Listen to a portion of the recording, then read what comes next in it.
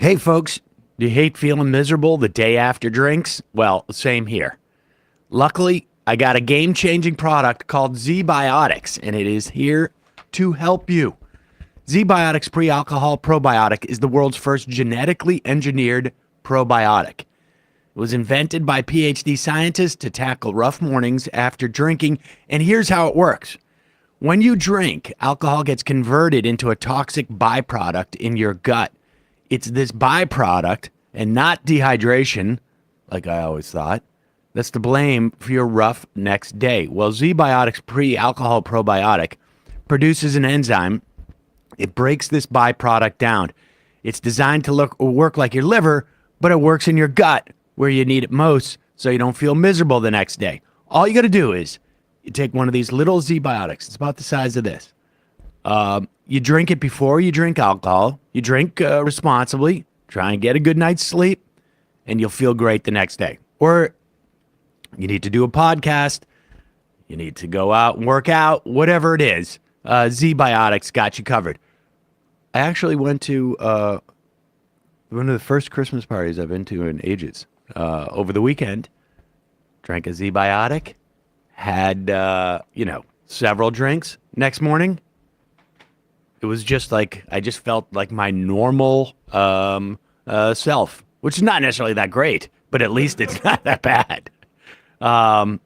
Honestly, makes a huge difference. Allows me to do the show sometimes when I go out. I actually do a little bit of an exercise regimen, if you can believe it. And no longer is drinking a reason why I will skip it the next day. Calf raises? Exactly. It's all calf work.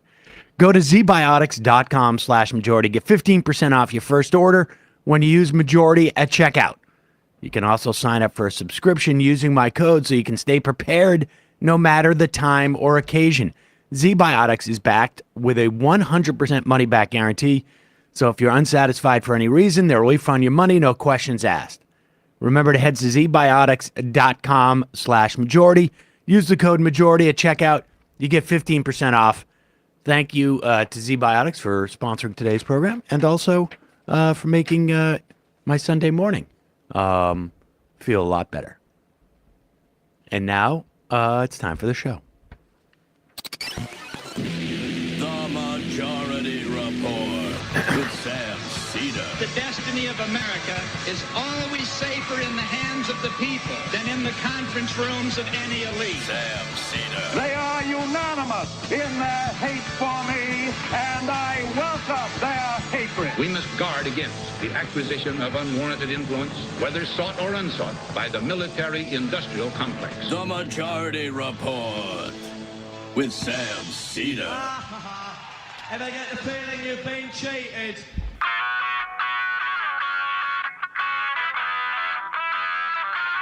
It is Wednesday, December 13th, 2023. My name is Sam Seder. This is the 5-time award-winning Majority Report.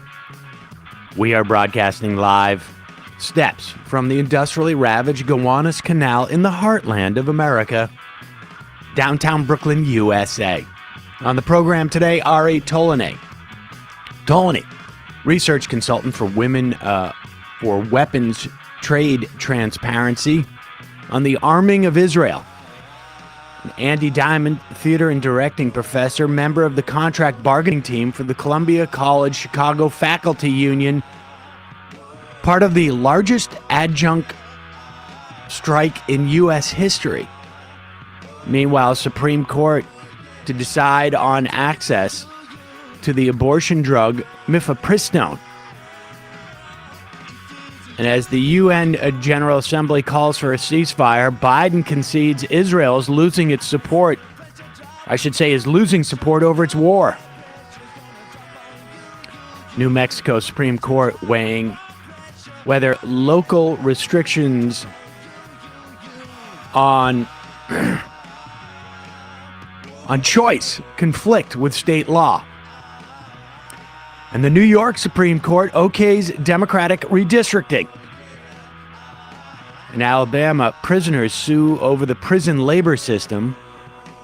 Microsoft pledges neutrality in its union campaign, which means that there could be 100,000 tech workers who will at least get a clean shot at deciding to unionize.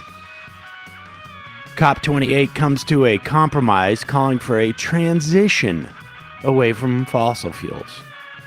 Are we still there? Still there at transition?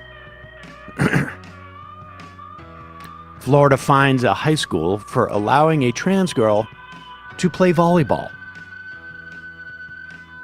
Tesla recalls 2 million vehicles, almost all of the cars they've sold in America, over just the autopilot safety.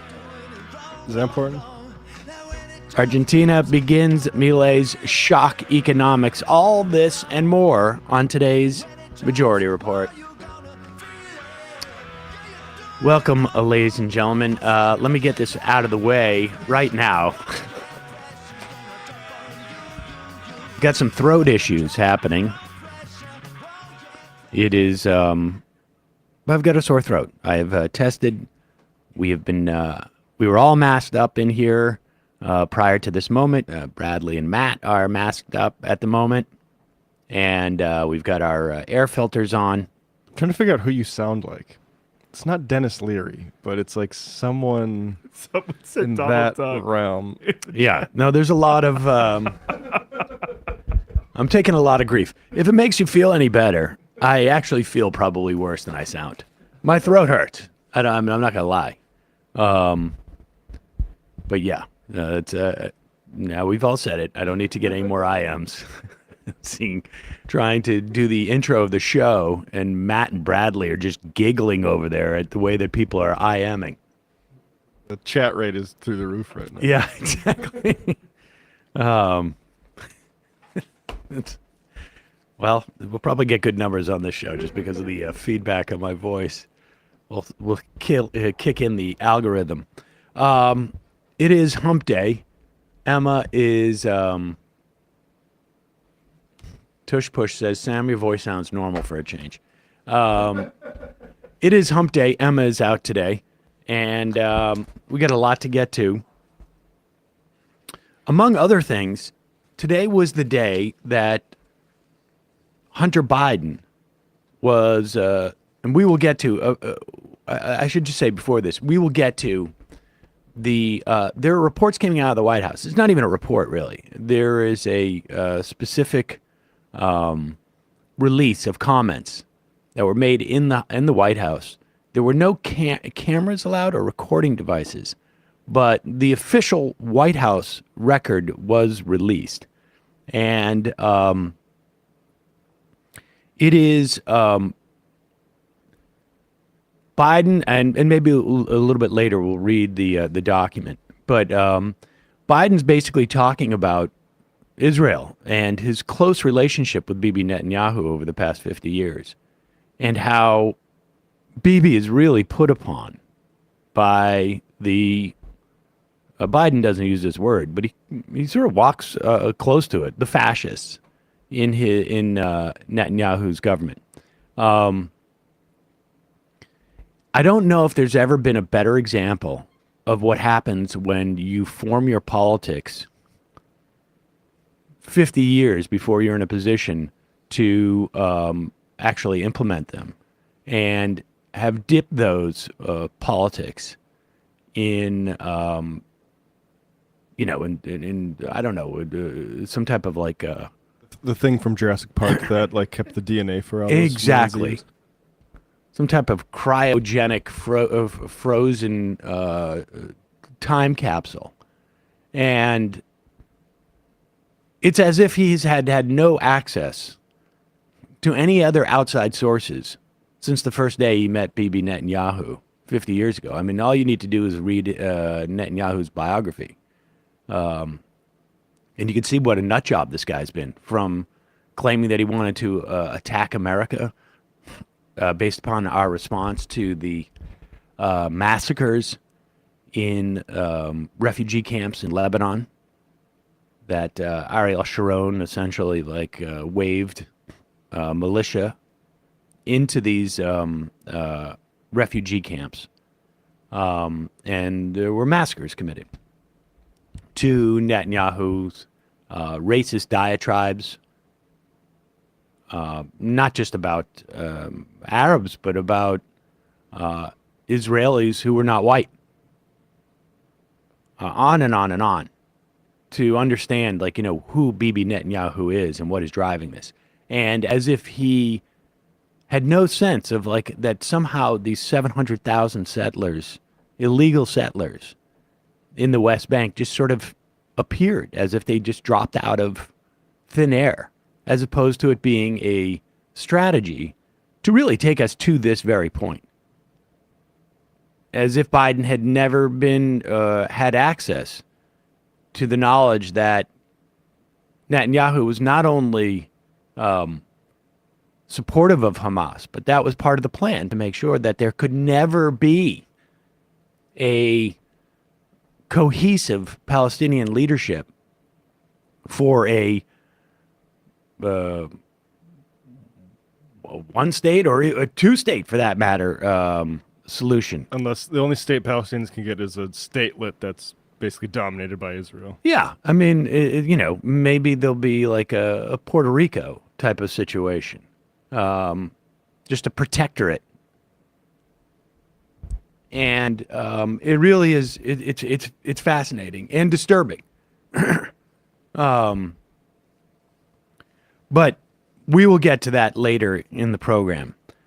First, today was the day that Hunter Biden, the deadline for Hunter Biden to comply with a subpoena to be deposed behind closed doors by Congress. Now, I believe that when you are subpoenaed by Congress, even if you don't want to go, even if you know that the Republicans are going to try and selectively leak what you say behind closed doors to make you look bad, you got to go, because it sets a bad precedent that Congress can't subpoena people. Now, we've seen this we've seen many Republicans refuse to comply with subpoenas. That doesn't necessarily justify, in my mind, Biden doing that. However, Hunter Biden went to the press because he's also offered to testify in public, and because of this dynamic.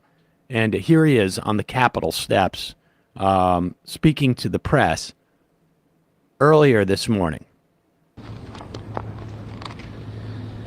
James Comer, Jim Jordan, Jason Smith, and their colleagues have distorted the facts by cherry-picking lines from a bank statement, manipulating texts I sent, editing the testimony of my friends and former business partners, and misstating personal information that was stolen from me.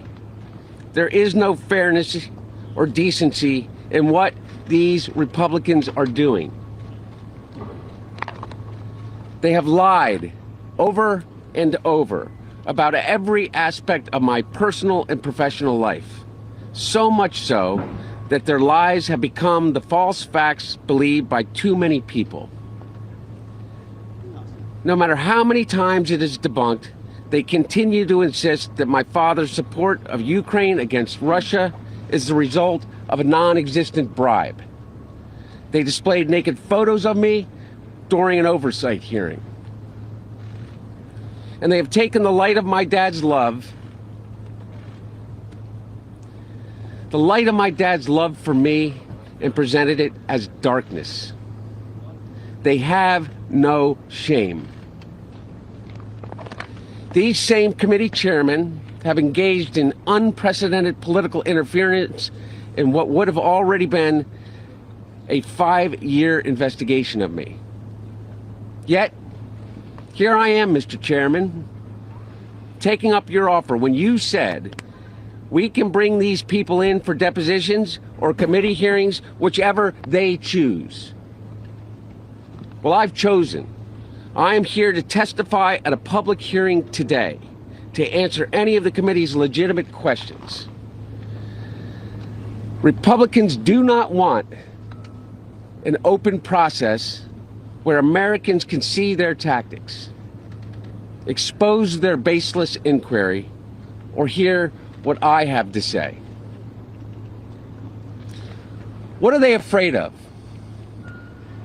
I'm here. I'm ready. I mean, I'm not even sure necessarily. I guess this is just for, Democrats who might think that somehow there's something to this investigation. Because it's very hard to not hear these things over and over again and not assume there must be something here. There's no way these people would pursue this relentlessly if there was really nothing. But the fact is, yes, they would. We had, 8 hearings on Benghazi? Do people remember that? Yeah. That's like the main activity of Republicans in Congress, is to follow up. And we have other clips of James Comer, who's now doing a media tour to talk about other media tours he's done. Like literally going on other shows to talk about how he won't go on Fox and Friends anymore because there's skeptics there. Or he won't go on CNN because there's skeptics there. It's fascinating. But Biden did, I think, essentially what he could do, at the very least, he put the spotlight on the Republicans who refused to have him testify publicly. I still think that when you're subpoenaed by Congress, you've got to go. But I would just come right out the next moment and release the transcript yourself. I don't know how you go about doing that, but I imagine there's got to be a mechanism in which you could go in. We'll do this, but we want a recording, and we're going to release it. We won't include any of your questions, just what I say. In a minute, we're going to be talking to Ari Tolany, research consultant for women for weapons trade transparency. New story out in these Times magazine about how Israel got an endless supply of U.S.-made smart bombs, and the end around essentially that has been going on around Congress to provide Israel with a seemingly unlimited amount of weapons with absolutely no conditions associated with them whatsoever, other than like a stern warning about civilian casualties. We'll get to Ari in a moment. And then later, Andi Dymond, there's a strike going on at Columbia College in Chicago. The DP of everything I ever shot, I think. I think mostly all of like the TV shows and the movies I shot was teaching there. I don't know if he still is teaching there, but there's the longest adjunct professor strike in U.S. history, or so I'm told. We will check with Andy about that. But first, a couple of words from our sponsors. What do you call a person who speaks 3 languages? Bilingual. 3? Oh, 3 trilingual. Right. You're thinking of 2 is bilingual. Yeah, I couldn't even comprehend someone knowing 3 languages. What do you call someone who speaks 1 language? Lingual. No, American. Only 22% of Americans speak a language other than English at home. Folks, you can start learning a new language this winter, and be the exception, not the rule. Because with Babbel, you start speaking a new language in just 3 weeks. Start the new year off right. Make yourself feel good about learning something. Babbel's courses help you learn real-life conversation skills, so it's easy to pick up on how to order food, ask for directions, admonish your children, speak to merchants, without having to consult language apps, while on vacation or anything like that.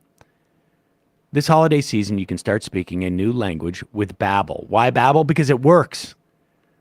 Instead of paying hundreds of dollars for a private tutor or fooling yourself with language apps that are little more than games, Babbel's quick 10-minute lessons are designed by over 150 language experts to help you start speaking a new language in as little, again, as 3 weeks. And this is the beauty about those 10-minute lessons. You can do them as you walk to work. You can do them as you wait for your kid to finish his ninja class, for instance. As you're sitting there, pretending like you're watching. Babbel is designed by real people for real conversations. All of Babbel's tips and tools for learning a new language are approachable, they're accessible, and they are rooted in real life situations. So you use this stuff quick, and it's all conversation-based teaching. Babbel's having a special, and it's limited, deal for our listeners to get you started right now. You get 55% off your Babbel subscription at babbel.com/majority. Only at that site. 55% off at babbel.com/majority. That's spelled B-A-B-B-E-L. Babbel, BABBEL.com/majority. Rules and restrictions may apply. We'll put the link in the YouTube and podcast description. I could use some of these right now, but this time of year, obviously, folks are looking for all sorts of sundries. Is that what sundries is like all this type of like? Well, you can't go to Willy Wonka's candy factory, but let me introduce you to the online version of that, nuts.com. Not only do they have like an amazing selection of nuts, mixed nuts and cashews and almonds and candied pecans, pecans, but they also have tons of like classic candies like butterscotch and fudge and licorice. First off, I want to thank nuts.com for both sponsoring the show and being our number one go-to when Emma's eating her cashews or I'm eating my almonds, or sometimes they're cashews. Right now, when you go to nuts.com/majority, new customers get a free gift with a purchase and free shipping on orders of $29 or more. Nuts.com is your one-stop shop. You get roasted nuts, you can get dried fruit, you get like candy and sweets. You can also get things like pantry staples like flours and stuff like that, cooking stuff. They have a wide selection. There's something for everyone there at nuts.com. Quality is the top priority. They roast their nuts and pop their corn the same day they ship it to you. So it's incredibly fresh by the time you get it. Satisfaction is guaranteed. I've gone through many bags now of nuts.com. In fact, I've just noticed. I think we're out. Nuts. Yeah, no kidding. They're delicious. And there's a huge selection of stuff there. They've got gluten-free options. They've got organic choices. They've got other diet-friendly stuff. Doesn't matter whether you're looking for something sweet. Doesn't matter if you're looking for something salty or savory, or you need to stock up on cooking essentials. Nuts.com is the place you got to go. You can shop a la carte anytime, or you can get auto deliveries, which is what we should have done with the nuts here. So you never run out of your favorite items. They also sell directly to businesses. Right now, nuts.com offering new customers a free gift with purchase and free shipping on orders of $29 or more at nuts.com/majority. Go check out all the delicious options at nuts.com/majority. You're going to get a free gift and free shipping when you spend $29 or more. Link, as always, in the podcast and YouTube descriptions. Quick break. And when we come back, Ari Tolany, research consultant for Women for Weapons Trade Transparency. We'll be right back.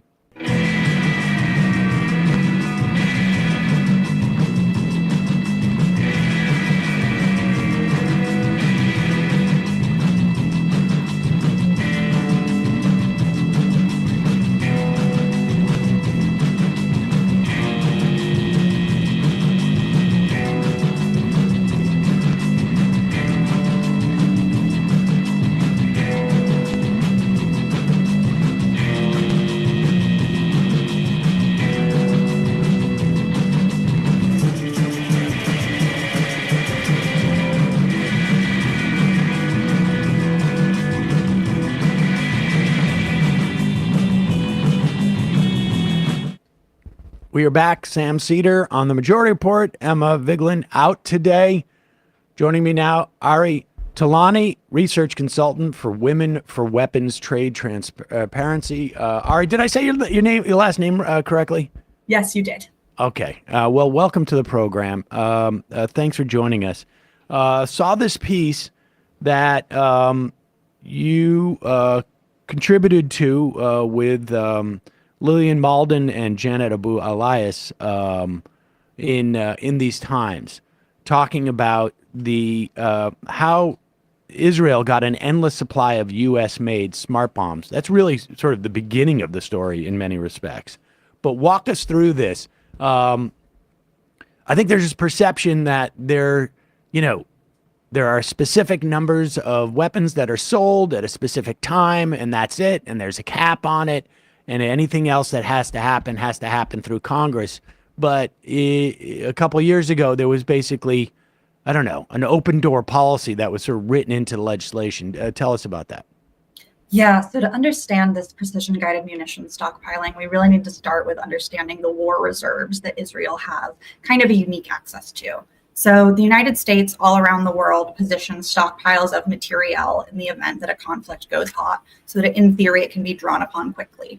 In 1984, the first of those stockpiles was established in Israel. You may recall that was when Reagan was pulling troops out of Lebanon and trying to create some kind of security guarantee there. Moving on, those stockpiles have become a kind of rich reserve for Israel to draw on particular kinds of munitions with very little congressional oversight and often very little executive level oversight.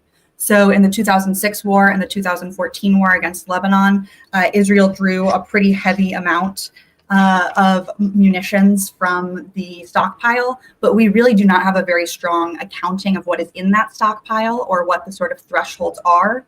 If the U.S. has contributed the maximum amount it has been allowed to for the past several years, we can expect that that's a stockpile of roughly 4.4 billion USD weapons, in weapons not adjusted for inflation.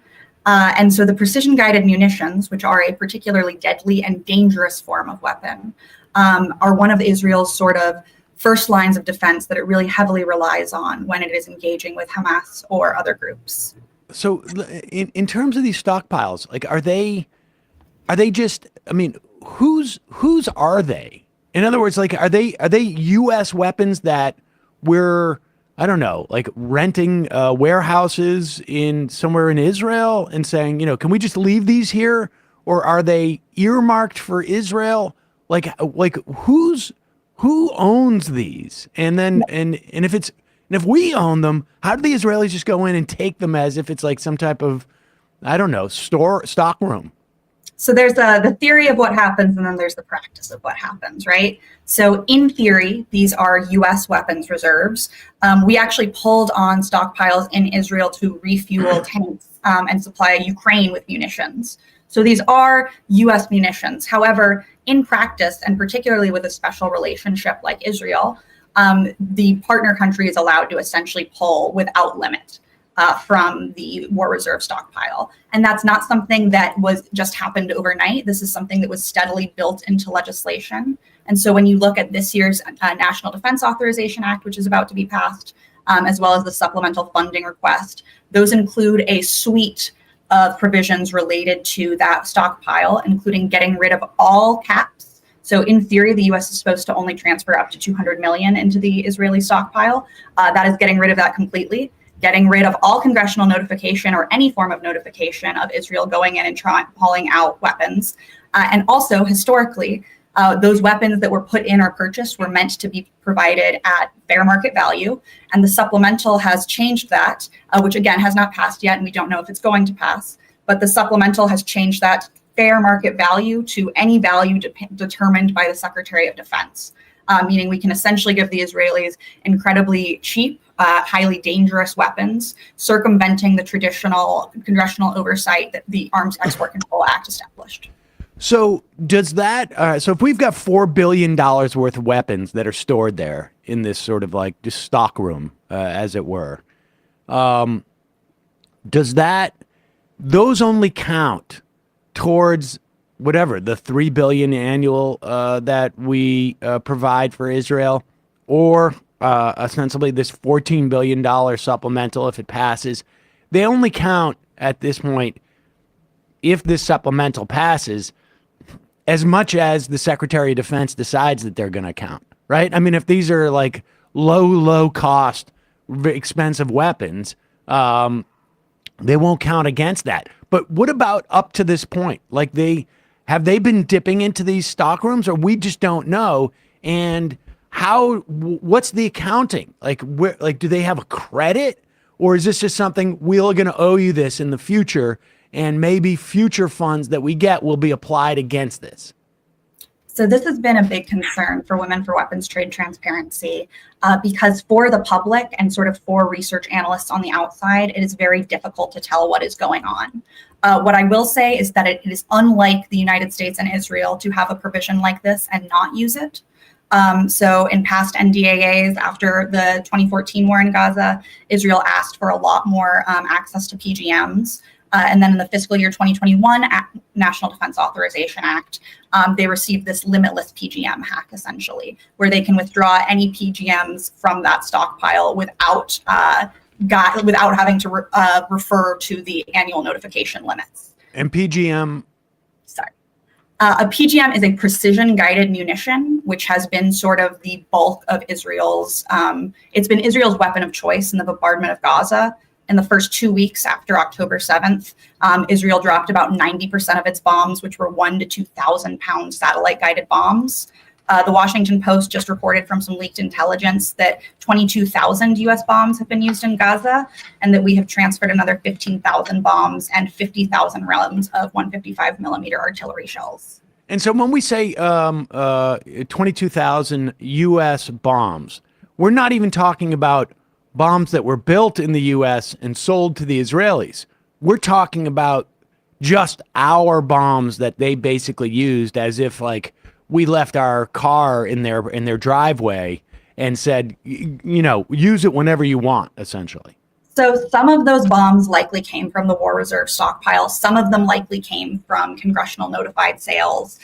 There's sort of a lot of different pipelines where weapons are coming from. And in the case of Israel and some other countries, that reporting is deliberately opaque in being able to determine what munitions have been sent, their value, and where. Now, the notion of PGMs, ostensibly, when we as a country have sort of justified the sales and the open door policy to them using them, it's because it's going to reduce civilian casualties, because they're so precise that you wouldn't have indiscriminate bombing. Will you just speak to that a little bit? Because, and I guess I sort of had a notion of this, but as of the writing of this piece, which was 9 days ago, there were 98,000 buildings in Gaza that had been destroyed. Yeah. And, obviously, we're now, close to 20,000 dead in Gaza. And you would imagine, over the past 10 days, there's been continued bombing. So probably hundreds, if not thousands, more buildings. But with every one of these buildings, there's a chance, obviously, there's dead people underneath them. It is astonishing. And it sort of seems to, what does it say about this concept of precision-guided munitions that are ostensibly used to save civilian lives? It sounds more like they're just able to target, maybe they're able to target journalists or doctors or activists, more readily. What's happening from your perspective with these? Yeah, so precision-guided munitions, so those directed bombs, often guided by a satellite, have been often built, particularly by the Biden administration, as a way to reduce collateral damage and civilian harm.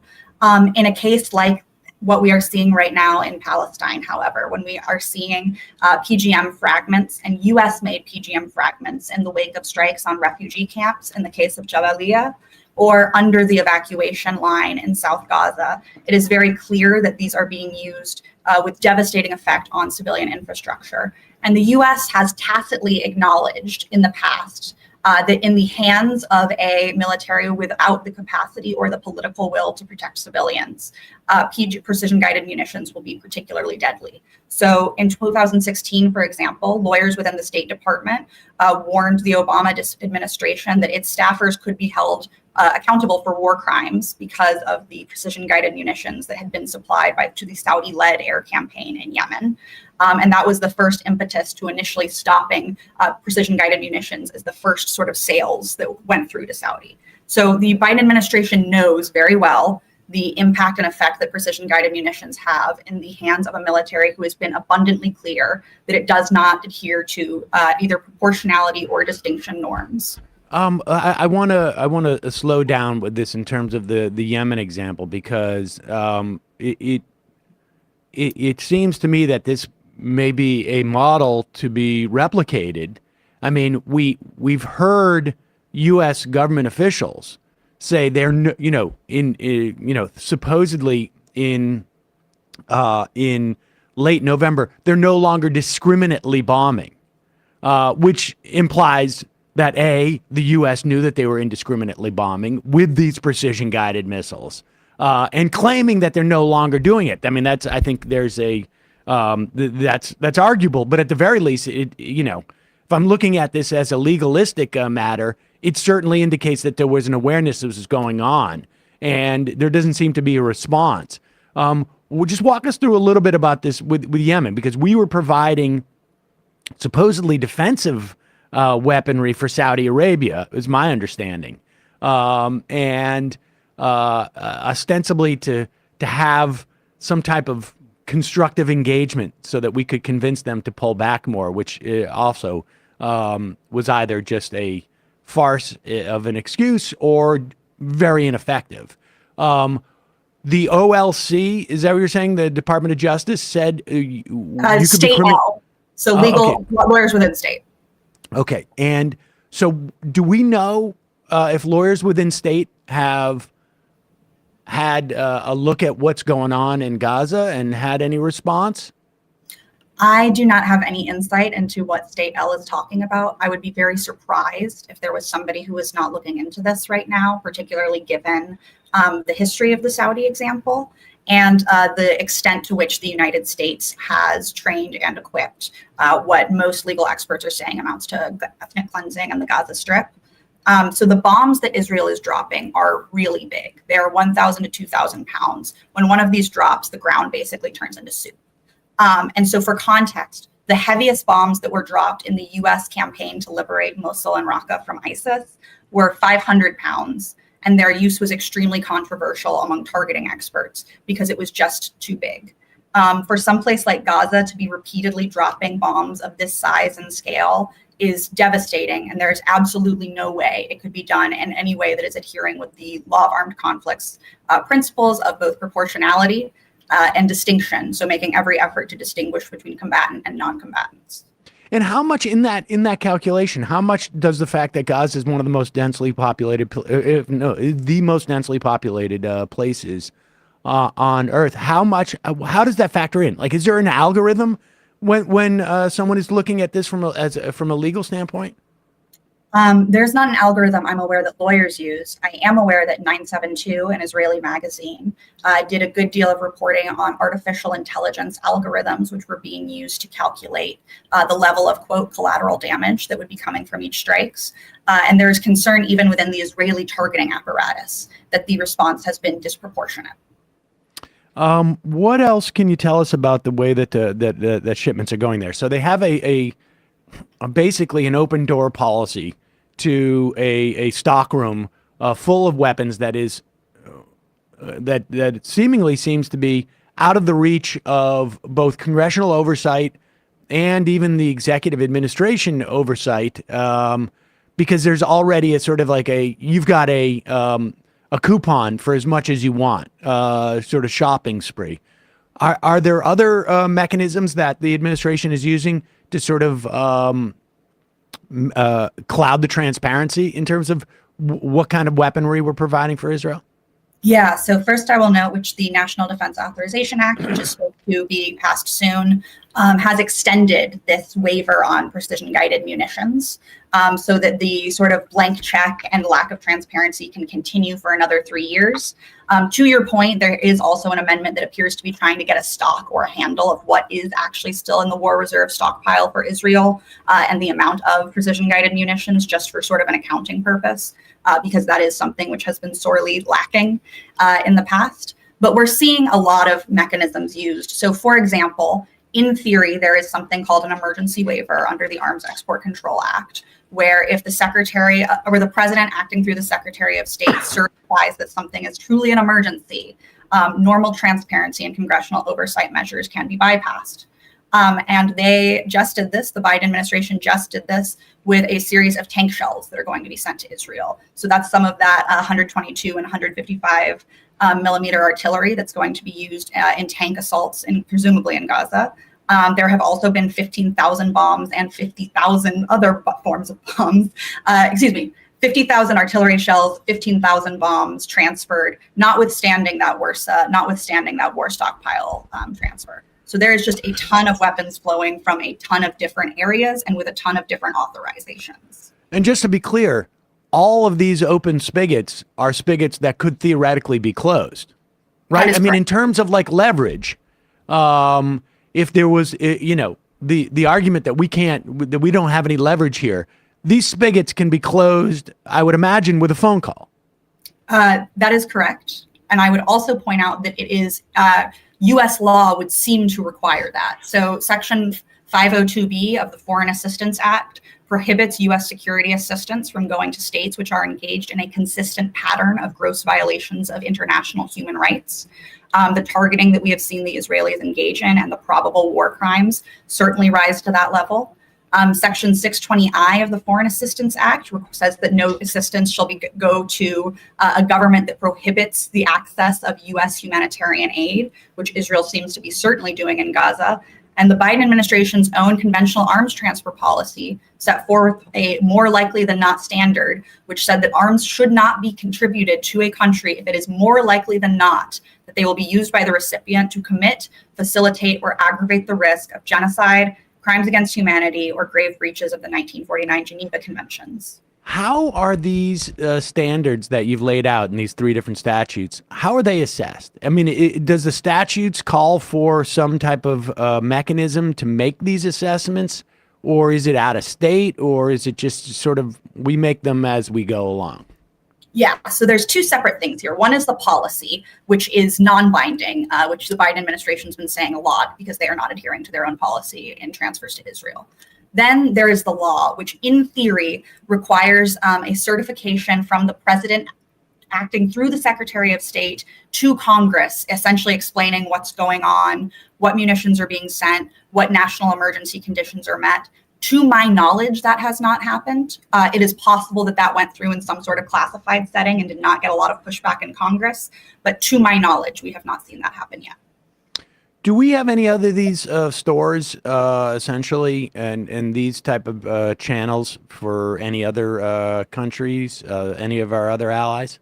We do. So we have war stockpile reserves positioned in the Indo-Pacific theater, mostly in South Korea, and I believe as well some in Eastern Europe now. But the levels of arms that are allowed to flow to them and the level of notification that is required for different allies to procure stocks from those stockpiles is different.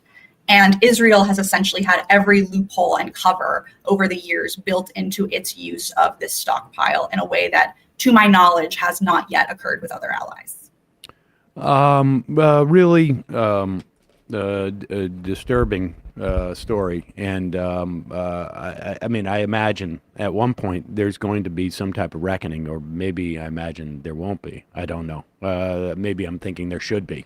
The International Criminal Court has referred this situation for initial hearings. So we will see in the spring the assessments that the International Court makes. Particularly because, the U.S. and Israel are not party to some aspects of the Geneva Conventions, but right. Palestine is.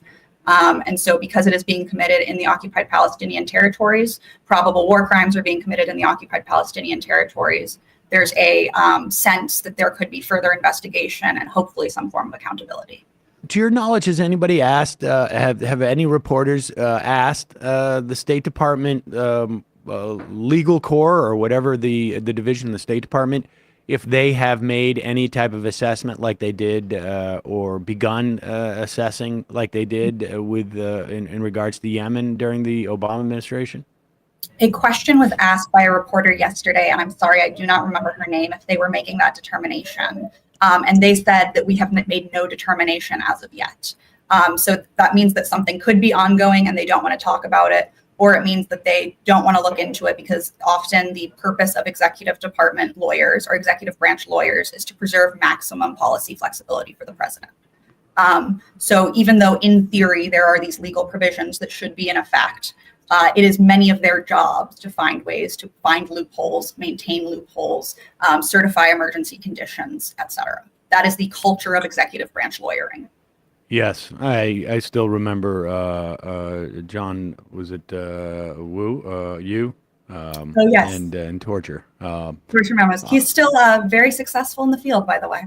Yes, I think he's teaching at Stanford, isn't it? Is it at Stanford? Ari Tolany, Tolany, research consultant for Women for Weapons Trade Transparency. Thanks so much for your time today. I really appreciate it. We'll put a link to that piece and to your organization in our podcast and YouTube descriptions. Thanks so much. Okay, folks, we're going to take a quick break, and when we come back, Andi Dymond, theater and directing professor, member of the contract bargaining team for the Columbia College Chicago Faculty Union. Part of what my understanding is, and we'll ask Andi, the longest running adjunct professor strike maybe in U.S. history. We'll be right back after this. You is at Berkeley, by the way, just to. Oh, you is at Berkeley? Yeah. Okay, thank you. Apologies, Stanford. Berkeley, shame on you.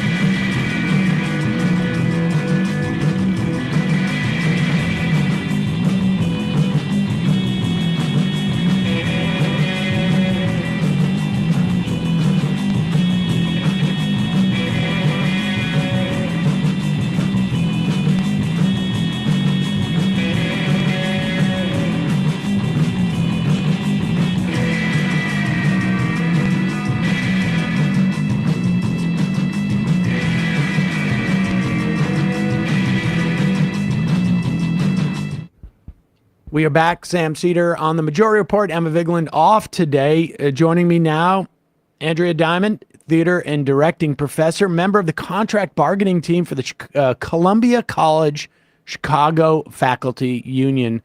Welcome to the program, Andi. Thank you. And we should be clear.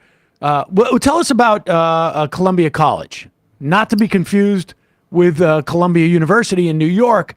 Right. This is more geared towards theater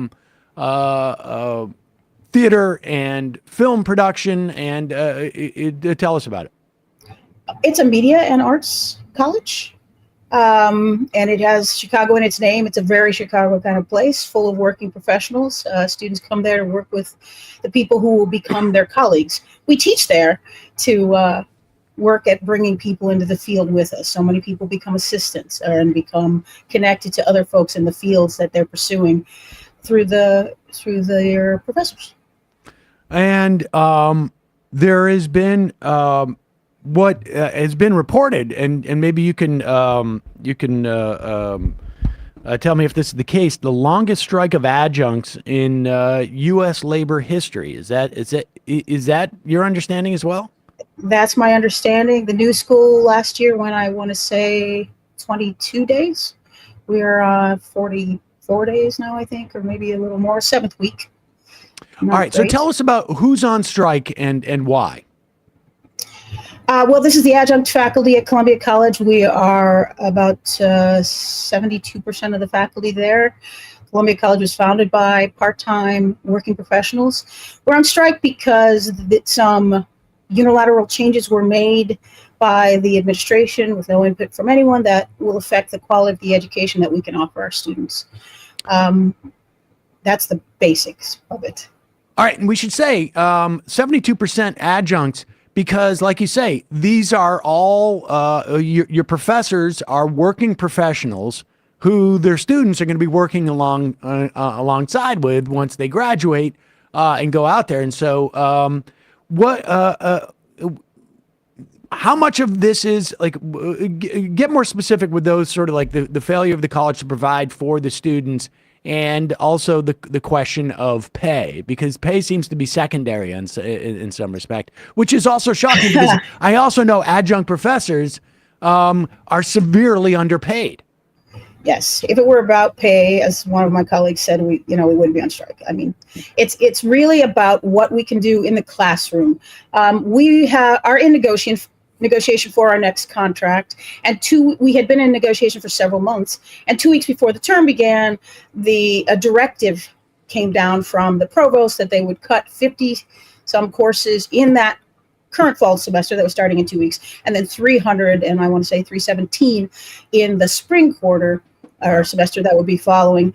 And they would also raise class sizes, and that they did all of this, and it's an unfair labor practice, which we filed immediately. And that's why we're on strike, because they are unwilling to talk with us at all about what it is they're doing and how it affects the quality of the education of our students. There are courses that cannot be taught if you can only spend 5 minutes with a kid. You can't give them the one-on-one that they come there to get. Not to mention other types of courses where they say, well, this isn't a studio course. We can put 80 people in there. Well, no, we really can't, because then that professor has to, deal with 80 students. You can't spend any time with them to help them through their work. And the most egregious thing is not only that they did it without any notification or any input from anyone, but that they're unwilling to use any criteria for the course cuts that they made. And then also they're unwilling, they're saying they're doing this to help their financial crisis, which they then a few weeks later said, oh, we're financially sound. But obviously, as you say, we don't get paid much, so they can't really be helping their financial crisis on our backs. It's really about crushing the union, which is what we have come to learn. Okay. All right. So I want to back up a little bit here because, again, because of the nature of the education that you all are providing, it is very much hands-on and very much about critiquing and learning from doing, as opposed to here's, you're reading 50 pages in this textbook tonight, then come back in and tell me how to, light a scene or, or whatnot.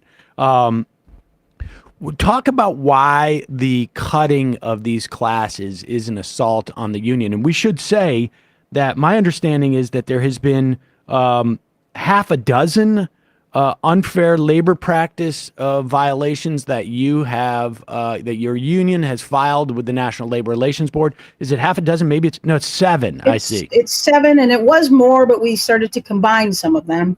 But yes, every day it seems that there's something else they do that is an unfair labor practice, including most recently what has amounted to a lockout, which, because we are having an unfair labor practice strike, they cannot do. That is unlawful. So that's another charge.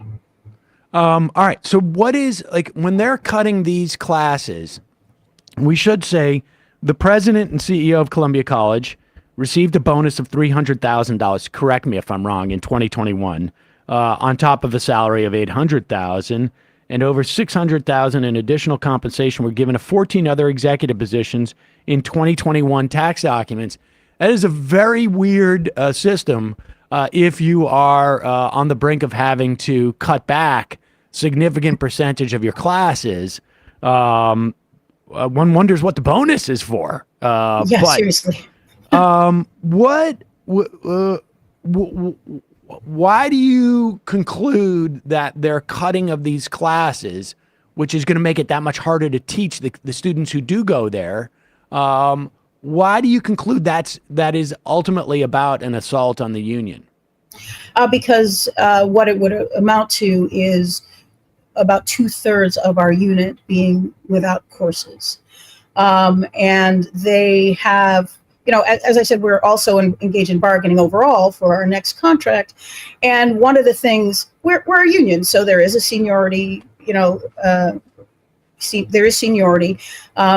But there's also, in terms of who gets offered things first, that sort of thing. But for full-time gets offered things first anyway. And then we get offered however many courses. And generally it's been somewhere between 60 some odd percent and 70, depending on the year. And what it would do is cut about 2/3 of our people. And one of the things that we were trying to do was protect some of that work. We are a union. Not only because we think it's important for the students to have these courses, but because you can't just, in this school, traditionally you can't just say, and none of you people will be working. And what they've tried to say is, well, first of all, they said, sure, we'll protect X amount of courses, but only for your very top tier. You have to let everyone else go.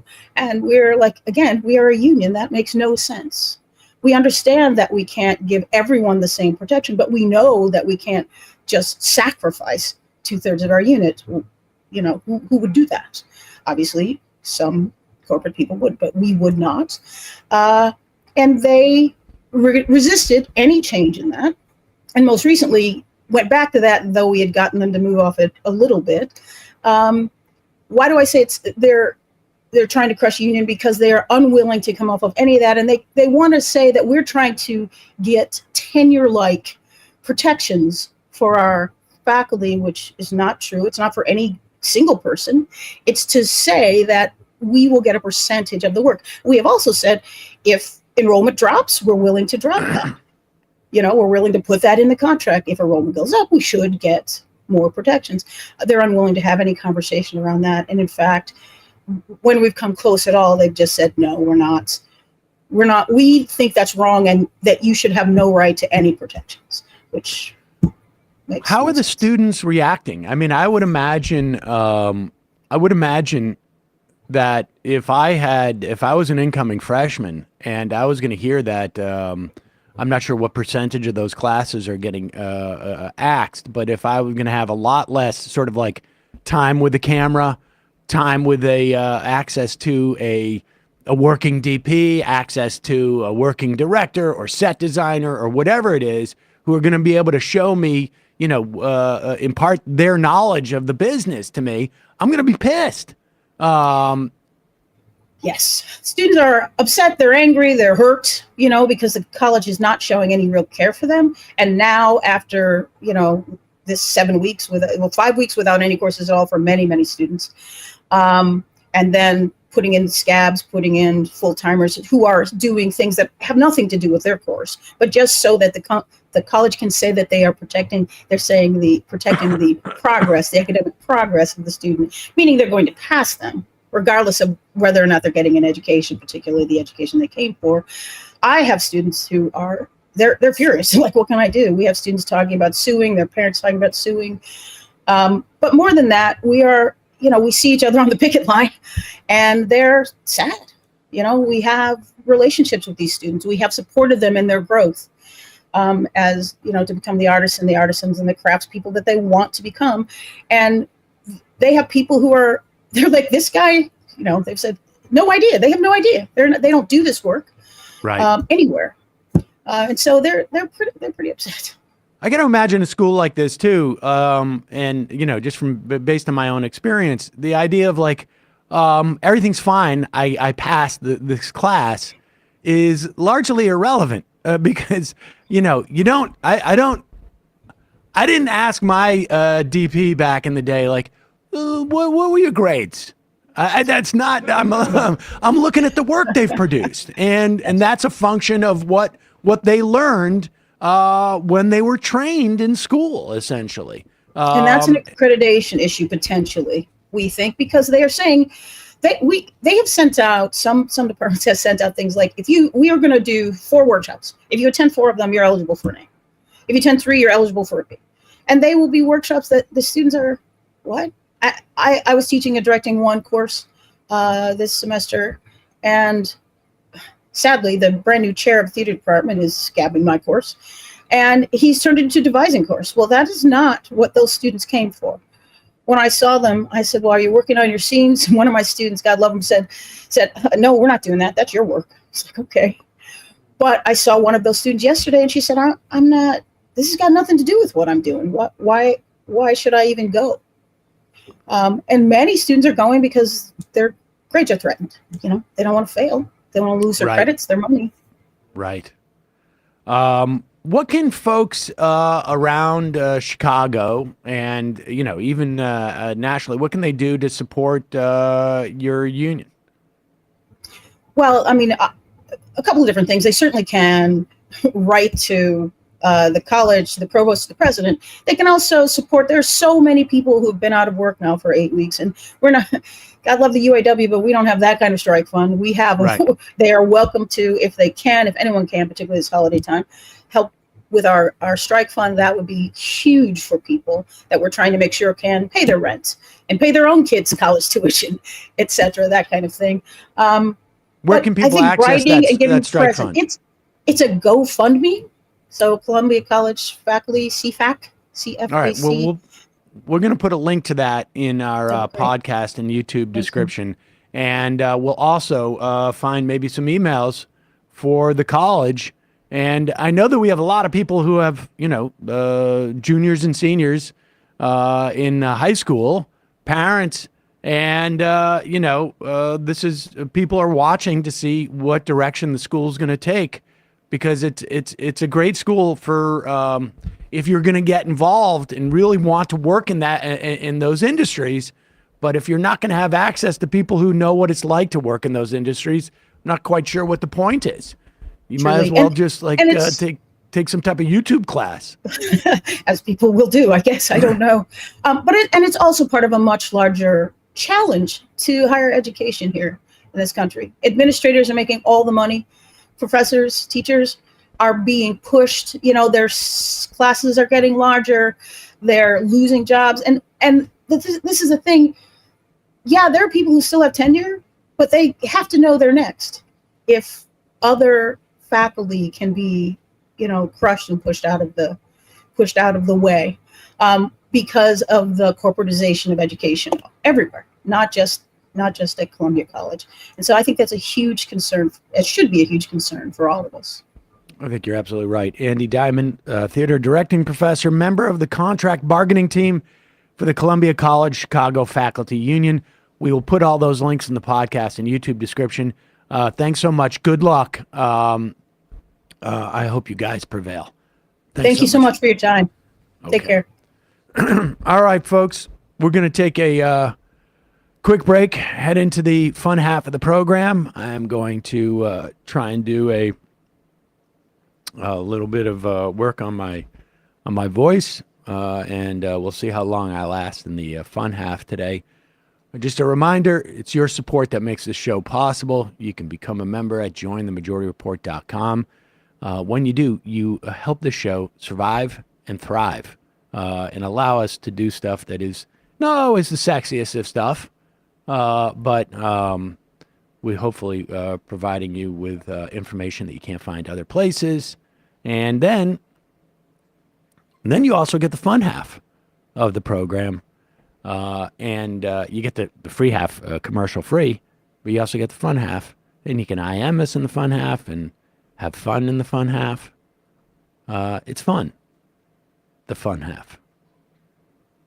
Also, don't forget justcoffee.coop, fair trade coffee, and featuring the Majority Report blend. And if you use the coupon code Majority, you get 10% off. Makes for a great gift. Antonin Scalia's Ghost says workers' rights are always sexy. Bradley, what's happening on ESPN? On Monday, we broke down Week 14 of NFL action. Talked about some of the refereeing controversy, some of the quarterbacking injuries, and some of the playoff picture coming into focus before the end of the season. And then tomorrow at 4 p.m., we'll have ESPN OT to give our picks against our top 3 picks against the spread going into Week 15. YouTube.com/ESPN show for more to catch up on the streams and some clips if you'd like it before tomorrow. Matt, Left Reckoning. Yeah, last night on Left Reckoning, we had Aina Mohammed Smith talking about the IDW and increasingly ecclesiastical turn that a lot of the people are making. Not only Dave Rubin and Brett Weinstein saying, "Ooh, there's a lot of stuff from religion maybe we should have listened to in 1995." And also Ayan Hirsi Ali, the ex-Muslim. She's now a Christian, not because of anything to do with Jesus, but because we are in a clash of civilizations, and we need to form up and squad up with the Christians. So check that out, patreon.com/leftreckoning. Okay.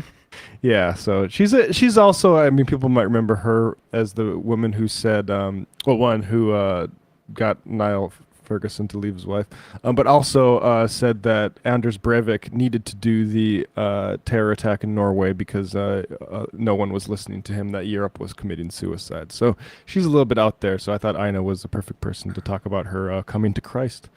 How hard did she come to Christ? Well, the thing is she's been... Hitchens was a big fan of hers, so she has been in this atheist Sam Harris type of mold. Right. For a No, while. I seem to remember her from the IDW as a way of proving that. Look, we have a woman and a non-white person, and she says Muslims bad. Exactly the same thing we're all saying. And and by we, you're talking about Sam Harrison. So she agrees with us. Exactly. This is sort of she was like the apostate. She was sort of like the Dave Rubin for the left. I left the Islamic world. Exactly. Yes. Yeah, but now and to be fair though, Ina pointed out that she's actually been on this Christianity kick, not for her, but she said look, we're not going to get Muslims to go straight to atheism, so we should try to convert them to Christianity. Well, actually, I mean, it is the converts, I mean, having done a little bit of this work back in my undergrad in terms of converts, some of the most hardcore, whatever religion they are now, come from converts because they go hard into... I mean, it also shows that there's really not that much difference between, it's really more about fundamentalism versus non-fundamentalism than it is one religion versus another. The details start to get the Venn diagram starts to get line up very neatly once you start getting to those fundamentalist edges of these religions, whether they are Judaism or Christianity or Islam. The restrictions on women, the restrictions on basically just imposing the patriarchy. I mean, that's basically what it comes down to, and just about everything emanates out of that. And so, you're going to have a lot more in common with fundamentalists from different religions than you will someone who is a fundamentalist and not particularly religious. Yeah, it turns out the content of your fundamentalism isn't really the what matters. It's the approach of being a fundamentalist. Yep. All right. Quick break, and then fun half. You are in for it. All right, folks. 646-257-3920. See you in the fun half. Oh, no. Are you ready?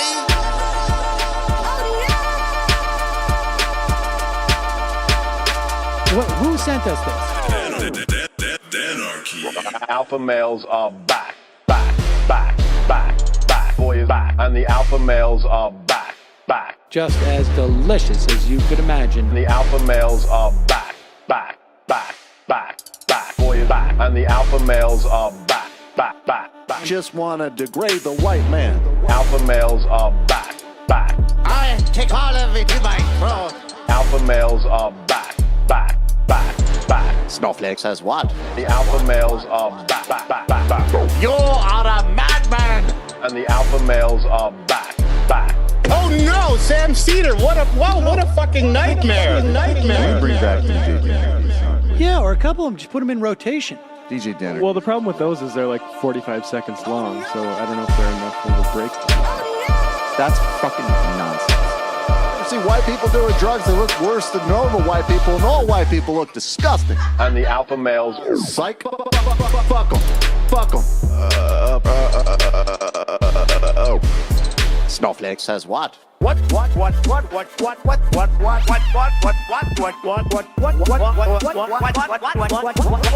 Snowflake says what?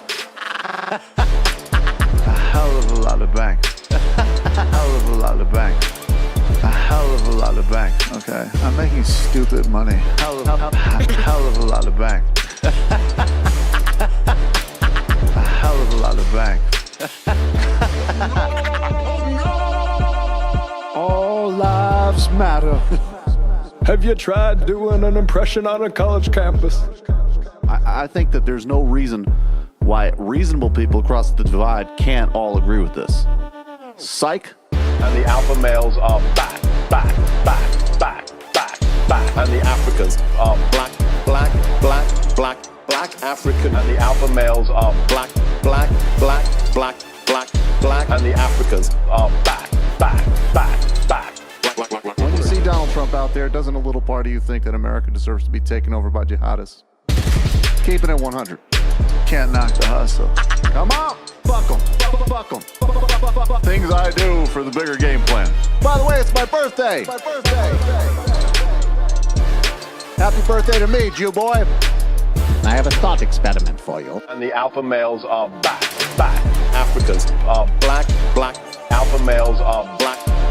Africans are back. Come on. Come on. Someone needs to pay the price for blasphemy around here. I am a total pussy.